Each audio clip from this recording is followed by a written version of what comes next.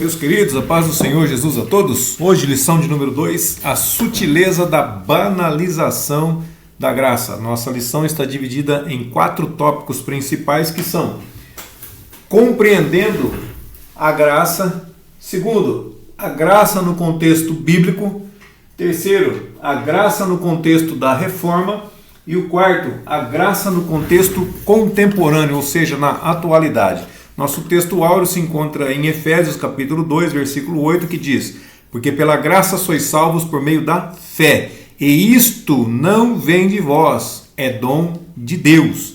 A nossa verdade prática diz que a graça de Deus ela não é barata, ela requer arrependimento, novo comportamento, ou seja, nova vida em Cristo. As coisas velhas já passaram, eis que tudo se fez novo. A palavra-chave é banalização. O que é banalização? Banalização significa tornar comum, trivial, vulgar. Então, nós estamos falando de banalizar a graça de Deus. Então, a sutileza, o que é sutileza? Sutil a gente até tirou daqui, né? Mas a sutileza, a forma delicada com que Satanás tem tentado banalizar a graça, tornar a graça trivial, tornar a graça comum ou tornar a graça vulgar, vulgarizar a graça. O primeiro tópico, compreendendo a graça. Então, primeiro, a graça divina, e segundo, a graça é imerecida. Graça divina, ou seja, se ela é divina, por quê? Porque ela teve origem no próprio Deus. Ele quis agir com graça, Ele quis derramar sobre nós a sua graça, Ele que teve misericórdia de nós, Ele que quis nos salvar.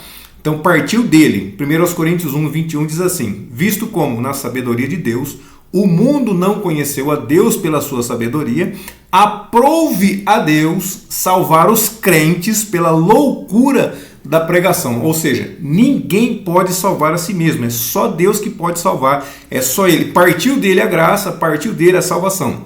A graça é imerecida. A própria palavra graça, o significado de graça nesse contexto, né, nesse contexto espiritual é favor imerecido, ou seja, nós não merecemos, mas Ele assim nos concedeu mesmo assim. Então, nosso texto áureo, retornando aqui agora, acrescentando um versículo a mais, Efésios capítulo 2, versículos 8 e o 9. Porque pela graça sois salvos por meio da fé. E isto é o que? Isto é graça ou isto é fé? Isto ele está falando de fé. Porém, a graça é de Deus, a fé é de Deus, tudo é dele. Então, isto não vem de vós, é um dom de Deus. O que é dom? Dom é dádiva, dom é um presente. Então, é um presente que nós recebemos de Deus. Aí o versículo 9 diz assim: não vem das obras. Por quê? Para que ninguém se glorie. Ou seja, não adianta eu querer fazer boas obras para poder ser salvo. Não adianta. Eu sou salvo simplesmente pela graça de Deus. No Antigo Testamento, Valdecir. No Antigo Testamento o pessoal era salvo pela graça de Deus, pela misericórdia de Deus, pela bondade de Deus. Sempre foi assim e sempre vai ser assim. Enquanto a igreja estiver aqui na terra, vai continuar sendo dessa forma. Enquanto existir salvação, a graça de Deus vai estar presente. Porque o homem não adianta, não tem o que ele faça para ser salvo, não tem o que ele possa inventar, o que ele possa criar, a religião que ele possa fazer para poder voltar para Deus. Não, é somente Deus que pode nos salvar. Romanos 3,10 também diz assim: como está escrito, não há um justo sequer, não há um justo, nenhum sequer. Ou seja, todos nós pecamos, todos nós estamos destituídos, separados da glória do Senhor. Não existe um justo sequer. Então, desde Adão até o último ser humano na face da terra, não há um justo sequer. Não houve, não existe e não haverá. A não salvo Jesus Cristo, que ele veio aqui como homem, mas ele sendo Deus, esteve aqui presente como homem. Então ele sim foi o homem perfeito e ofereceu o sacrifício perfeito. O resumo desse tópico diz que Deus quis agir com graça para com todos os homens, sem que eles merecessem. E por isso essa graça é um favor imerecido, que realmente é o significado de graça, favor imerecido. Nós não merecemos, mas ele nos concede, ou ele nos concedeu de graça. A graça no contexto bíblico. Então, primeiro, necessidade da graça. Existe necessidade, nós temos necessidade de graça, a graça é necessária na nossa vida. Vamos ver? Então, uma das doutrinas mais bem definidas e claras nas Escrituras é referente à queda do homem. Então, quando nós falamos do homem, o homem ele tem 2 caminhos para seguir, sim ou não? Sim, tá certo. Então, o primeiro, pecado, e o segundo, salvação. Não tem um terceiro caminho. Então, se o homem peca, ele necessita de salvação. Se o homem está salvo e comete pecado, ele vai para o outro caminho, ele retorna para o outro caminho. Então, a antropologia vai falar sobre o homem, a soteriologia vai falar sobre salvação, e do pecado, até acabei esquecendo o nome aqui. Acabei esquecendo o nome. Amartiologia. Então, amartiologia, soteriologia e antropologia são as matérias que vão falar sobre a queda do homem. Então, são doutrinas bíblicas. Então, essa é uma doutrina muito bem definida na Bíblia Sagrada. Porque, Romanos 3:23 vai dizer assim, porque todos pecaram e destituídos estão da glória de Deus. Destituídos, separados estão da glória de Deus. O homem era unido com Deus, unido com a glória de Deus. Quando ele pecou, ele se separou, ele foi destituído da glória de Deus. Agora, quando que isso aconteceu? Isso aconteceu lá no Jardim do Éden, Gênesis 2, 16 e 17. E ordenou o Senhor Deus ao homem, dizendo, de toda árvore do jardim comerás livremente. Então essa foi uma ordem de Deus.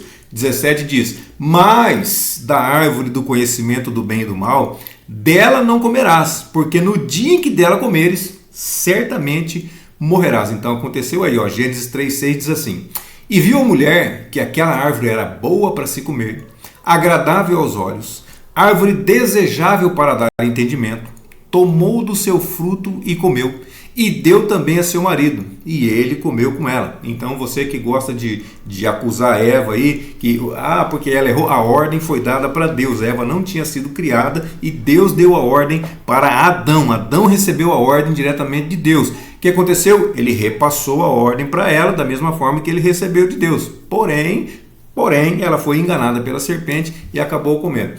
Um outro fato importante sobre a queda do homem é que ele produziu consequências para ele e também para a sua posteridade, ou seja, a consequência do pecado aconteceu na vida dele, na vida da sua esposa, na vida do ser humano de um modo geral, e também na posteridade, para a sua descendência. Olha só o problema. Então, Gênesis 3,16. E a mulher disse, ou seja, Deus estava dizendo para a mulher, multiplicarei grandemente a tua dor e a tua conceição, com dor darás à luz filhos, e o teu desejo será para o teu marido, e ele te dominará. Então, consequência pessoal aqui. Primeira consequência pessoal. Também para o homem, Gênesis 3:23. O Senhor Deus, pois, lançou fora do jardim do Éden para lavrar a terra de que fora tomado. Então, mais uma coisa aqui. Deus já havia criado o homem com um certo tipo de trabalho. Agora o trabalho dele iria aumentar. Por quê? Porque agora ele não era só colher as coisas e comer. Não, agora ele tinha que plantar. Agora ele tinha que suar. Do suor do seu rosto comerás o teu pão todos os dias, até que torne a terra de que fora tomado.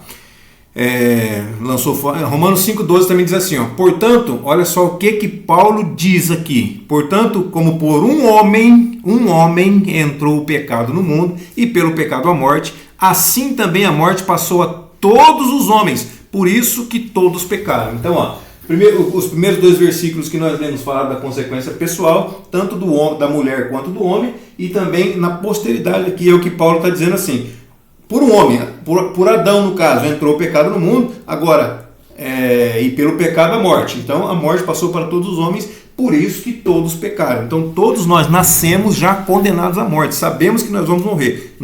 Você não sabia que você ia morrer? Nós todos vamos morrer um dia, isso se não formos arrebatados antes, mas se isso não acontecer, todos nós vamos morrer um dia. Então, a justiça de Deus exige punição do pecado. Então, existe um duplo amor de Deus. Deus ama a justiça, mas Deus também ama o homem. Então, a justiça de Deus exige que o homem seja condenado por causa do pecado que ele cometeu. Então, tudo que nós fizermos através do nosso corpo, nós vamos ter que pagar ou nós vamos ser recompensados por isso. Então, agora, Deus ama mais o homem ou Deus ama mais a justiça? Deus ele não nos deu o que nós merecíamos. Mas o que nós merecíamos? Se nós pecamos, nós merecemos a morte. Mas ele não nos deu a morte, ou seja, a morte eterna, a condenação eterna. O que ele fez? Ele mandou o seu filho, ele enviou o seu filho para que morresse no nosso lugar, para que a justiça dele fosse satisfeita. Então, 1 Timóteo 2,5 vai dizer assim, porque há um só Deus e um só mediador entre Deus e os homens, Jesus Cristo, o homem. Então Deus está lá no céu, nós homens estamos aqui na terra, aí ele enviou seu filho Jesus para ficar aqui no meio, para que a justiça dele fosse cumprida e ele continuasse a observar o homem, ele continuasse que ele trouxesse o homem de volta para ele, ligasse novamente. Jesus Cristo faz esse intercâmbio, faz essa mediação, só ele faz, não tem outra pessoa, não tem outro santo, não tem ninguém que faça isso, somente Jesus pode fazer isso, e é simplesmente se nós o aceitarmos, o recebermos, ele faz isso na nossa vida. Ele nos religa novamente com Deus. Estávamos ligados de Deus, pecamos, Adão pecou, se separou de Deus. O que aconteceu? Jesus Cristo veio, sacrificou, derramou seu sangue. Aí sim nós podemos nos unir a Deus novamente através do sacrifício de Jesus. Então em Cristo, Deus manifesta o seu grande amor pela humanidade e vê nele a sua justiça satisfeita. Quando Deus olha para o homem, quando Deus olha para mim, quando Deus olha para você, ele vê o sacrifício de Jesus nos purificando, nos limpando de todo tipo de pecado. O segundo subtópico diz a extensão da graça, ou seja, a abrangência da graça. Quanto que essa graça atinge, abrange, até onde que ela vai? 1 Timóteo 2:4 vai dizer que Deus, né, não tá no versículo, mas no contexto dessa passagem, diz que Deus quer que todos os homens se salvem e venham ao conhecimento da verdade. Então, a vontade de Deus, o desejo de Deus é que todo ser humano, sem exceção, seja salvo. Chegue ao conhecimento da verdade e possa optar e possa escolher se ele quer ser salvo ou se ele não quer ser salvo, porque aí é uma opção de cada um, é uma opção pessoal, se você quer ficar perto de Deus, se você quer ficar longe de Deus por toda a eternidade. Então a salvação, ela é universal, mas ela não é universalista. Então a graça de Deus, ela é universal. O que é universal? Ela é para todas as pessoas, sem exceção. Todas as pessoas, não importa o credo, não importa o sexo, não importa quem seja ela, não importa o que ela tenha feito, ele cometeu o pior pecado do mundo, não importa. A graça é universal, é para todas as pessoas, sem exceção. Mas ela não é universalista. E o que é universalista? O universalismo, ele ensina que todas as pessoas, independente do que ela tenha feito, independente se ela tenha se arrependido ou não, independente do comportamento dela aqui na terra, no final de tudo Deus vai salvar todas as pessoas. Isso é universalismo. A graça de Deus abrange a todas as pessoas, mas Deus não pode salvar as pessoas que não querem, as pessoas que não se arrependerem, as pessoas que não se achegarem a Ele através de Jesus Cristo. Então, universal sim, para todos, porém universalista não. Deus não vai salvar todos. No final de tudo, Deus vai pegar as pessoas que estão lá no inferno e vai trazer para junto dele. Não vai, porque essas pessoas foi uma escolha pessoal delas de não querer o Senhor Jesus, de não querer estar perto de Deus. E Deus respeita a opinião de cada pessoa, o desejo de cada pessoa. Tito 2:11 diz assim, porque a graça salvadora de Deus se ha manifestado a todos os homens, sem exceção. Marcos 16:16. Quem crê, quem aqui fala de qualquer pessoa que crê e for batizado será salvo. Agora também, mas quem não crê será condenado. Então, se você crê, não importa quem você seja, que cor você qual que é o seu sexo, se você é de outra nacionalidade, não importa. Se você crê, você vai ser salvo. Se você não crê, você vai ser condenado. João 6,47 também confirma isso, dizendo assim: na verdade vos digo que aquele que crê em mim, Jesus que está falando aqui, tá? Aquele que crê em mim tem a vida eterna. Então, simplesmente crer em Jesus nos leva a ter a vida eterna. Ou seja, aquele aqui, quem que é? É qualquer pessoa que crê, qualquer pessoa que acreditar, qualquer pessoa que receber, qualquer pessoa que aceitar, vai ter a vida eterna através do Senhor Jesus. O resumo desse tópico diz: no contexto bíblico, a graça é uma necessidade de todos os homens, por isso ela é estendida a toda a humanidade. A abrangência dela é geral, é a todos, sem acepção de pessoas. Terceiro tópico diz: a graça no contexto da reforma. E o que é reforma? Reforma é quando alguma coisa não tá muito bem. O que acontece? Você vai e restaura, reforma, corrige os erros, faz alguma coisa boa no lugar para ficar melhor do que o que estava antes. Isso significa reforma. Agora, o primeiro subtópico vai falar a corrupção da graça. Então, tem a corrupção da doutrina da graça e depois tem a restauração da doutrina da graça. Então, primeiro se corrompeu. Aí foi necessário haver uma reforma, uma restauração para que a doutrina voltasse ao que era antes, porque Deus é o mesmo ontem, hoje e eternamente. Ele nos deixou a sua palavra. A sua palavra está escrita aqui. Então essa palavra, desde antigamente até os dias atuais, ela é a mesma, ela não mudou. As pessoas vão mudando, a tecnologia vai mudando, tudo vai mudando, mas a palavra de Deus permanece a mesma. Então o que era pecado ontem é pecado hoje e vai ser pecado amanhã, porque a palavra de Deus não muda, porque Deus não muda. Então não adianta. Então as pessoas estavam seguindo a doutrina de Deus. Aí chegou um tempo que começou a se corromper, começou a mudar o rumo, começou a mudar o caminho. O que aconteceu? Foi necessário que houvesse uma reforma para que pudessem retornar ao caminho de Deus. Começaram a inventar muitas coisas, começaram a inventar meios de salvação diferentes, principalmente, o principal aqui era salvação através das obras. Ou seja, a pessoa ela tinha que fazer alguma coisa para poder ser salva. Então, aí mudou o foco. Então, a graça que é de graça para nós foi de graça. A graça que nós recebemos de graça foi deturpada, foi corrompida. Aí as pessoas começaram a mudar de caminho. E a mudança de caminho não vai levar para o céu, porque só a graça de Deus pode nos levar para o céu, através do sangue de Jesus Cristo, através do sacrifício de Jesus Cristo. Não existe outro meio. Então as pessoas começavam a praticar boas obras, começavam a fazer várias coisas. Aí foi necessário que alguém começasse essa reforma, porque Martinho Lutero ele deu o pontapé inicial. Não foi só ele o reformador, houveram vários reformadores, mas ele deu o pontapé inicial para que a reforma fosse feita e as pessoas voltassem para a graça de Deus, para o verdadeiro evangelho do Senhor Jesus. Aí o segundo subtópico fala da restauração da doutrina da graça. Então começou a se corromper. Então o que é restauração? É conserto de algo desgastado pelo uso. Também é um reparo, é uma manutenção que é feita. Então o negócio foi se desviando ou foi se desgastando, foi mudando um pouquinho o caminho, foi mudando um pouquinho o trajeto. Foi necessário que houvesse essa reforma.